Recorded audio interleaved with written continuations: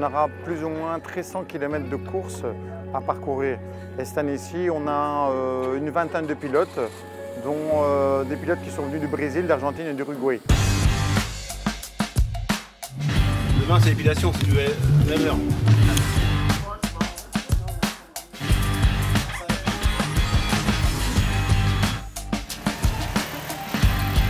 Ce qui plaît, c'est que chaque année, on change. On n'a pas de parcours identique comme les autres courses qu'on peut retrouver dans le monde entier. Chaque année, le Jet Raid apporte des endroits avec des points cachés, et, des îles, des endroits vraiment paradisiaques. Carlos Sainz, c'était Lava. Welcome to Greece. Bienvenue en Grèce. La Grèce et ses îles, un terrain de jeu idéal pour les amateurs de vitesse et d'aventure. Pour cette édition 2015 du Jet Raid, quelques 20 pilotes se sont élancés de la ville de Glyfada, située à quelques minutes seulement de la capitale, Athènes.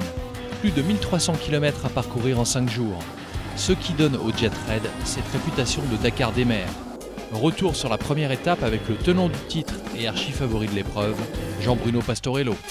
La première étape s'est bien passée, je remporte l'étape, donc c'est une étape de 60 points, une classe B. La mer était calme, il fallait trouver les CP, mais ça allait, gérer un peu la consommation. Et la deuxième étape, toujours une mer calme, on avait 24 km à faire et je suis tombé en panne. Donc je n'ai pas pu rentrer, donc je perds 40 points, il va falloir que je les rattrape au fil de cette semaine pour essayer de faire un peu mieux. Au menu de la deuxième journée, une longue épreuve de navigation où il va falloir gérer aussi bien la consommation que les points GPS. Direction l'île de Kintos avant de finir sur l'île de Milos en mer Égée dans l'archipel des Cyclades.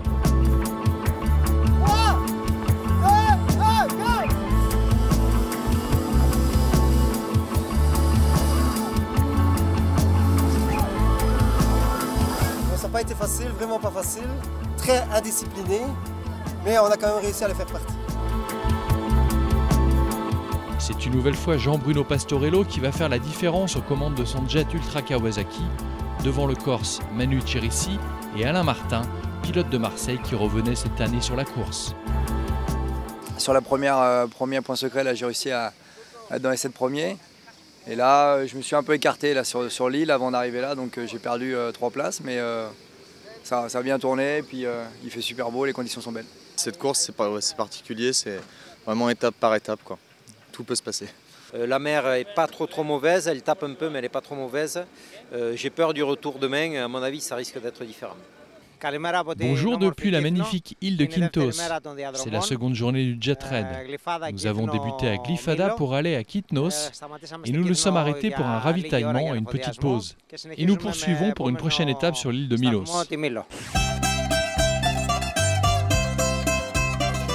Arrivé à bon port à Polonia sur l'île de Milos et accueil chaleureux pour toute la caravane du Jet Raid. Au programme, baignade, balades et découvertes touristiques des trésors de l'île, sans oublier bien sûr un bivouac sur la plage pour les pilotes.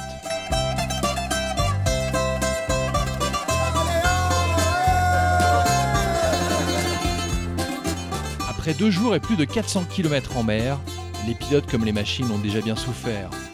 On dénombre plusieurs abandons et casse-moteurs.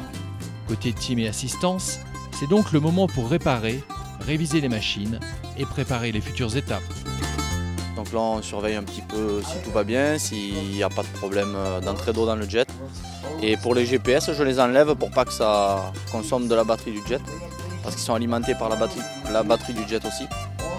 Et comme ça, pour demain, je lui trace sa route, je lui rentrerai ses points GPS tout à l'heure après le briefing. Et je lui trace sa route, comme ça il aura ses points dedans et il sera tranquille.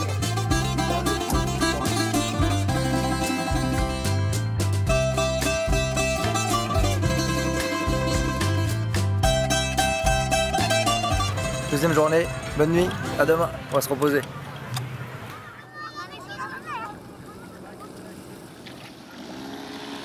C'est une course qui est dure, compliquée, qui est très longue. Et il faut être patient. Il faut être patient et surtout attendre. Et que le jet aille au bout. Ces 2 derniers jours, nous avons eu des pilotes qui se sont perdus, d'autres qui ont eu des problèmes d'essence. Ils se sont trouvés au milieu de la mer, sans carburant. Heureusement, nous travaillons avec l'équipe de MyTrack Grèce, ils font un super boulot. Ils nous disent à chaque instant où se trouvent les pilotes et ce qui leur est arrivé. Et nous travaillons bien sûr avec des bateaux d'assistance, à la fois à l'arrière et à l'avant de la course. Heureusement, tout se passe bien, mais nous savons que d'une année sur l'autre, il reste plus ou moins la moitié des pilotes à l'arrivée de la course.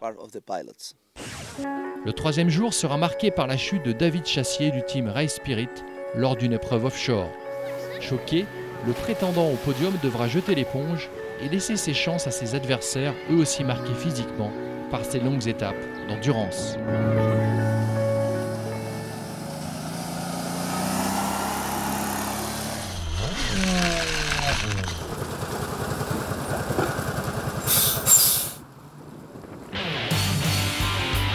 Au matin du quatrième jour de course, si Jean-Bruno Pastorello est bien engagé pour une nouvelle victoire sur le Jet Red, plusieurs pilotes se battent encore pour le podium en catégorie F1, notamment Manu Chirissi, Alain Martin ou encore Bruno Vincendo, un habitué des épreuves d'endurance.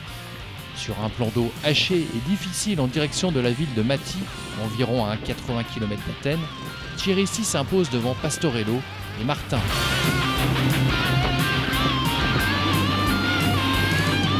Plusieurs pilotes ont d'ores et déjà abandonné toute chance de podium, mais profitent de cette course magique pour en prendre plein les yeux.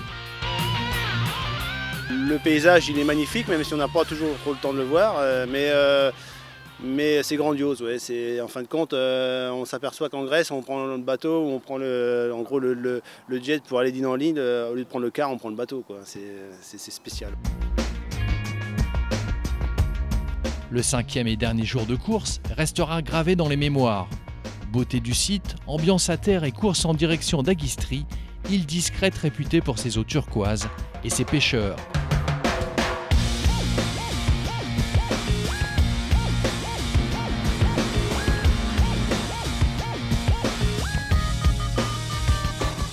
Après un détour vers Poros, les pilotes vont devoir naviguer sur 45 km en direction de Glyfada, point de départ du Jet Red, avant de s'affronter dans un ultime Grand Prix d'endurance en bordure de la côte. Une course sur circuit qui célèbre la victoire en F1 de Jean-Bruno Pastorello devant Manu Chirissi et Alain Martin.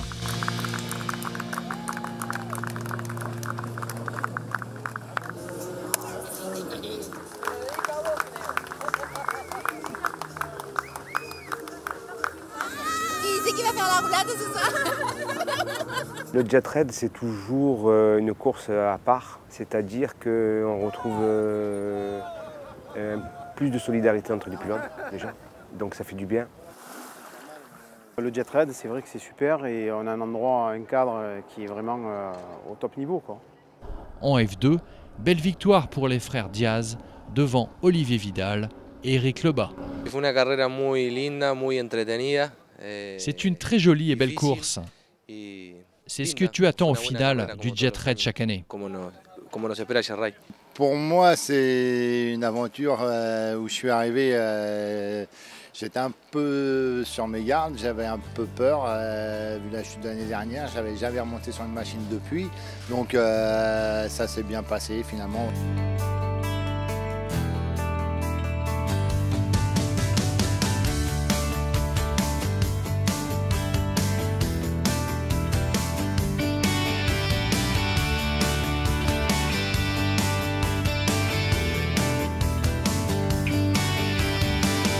Podium final et un grand bravo à Jean-Bruno Pastorello qui signe sa 5e victoire au Jet Red.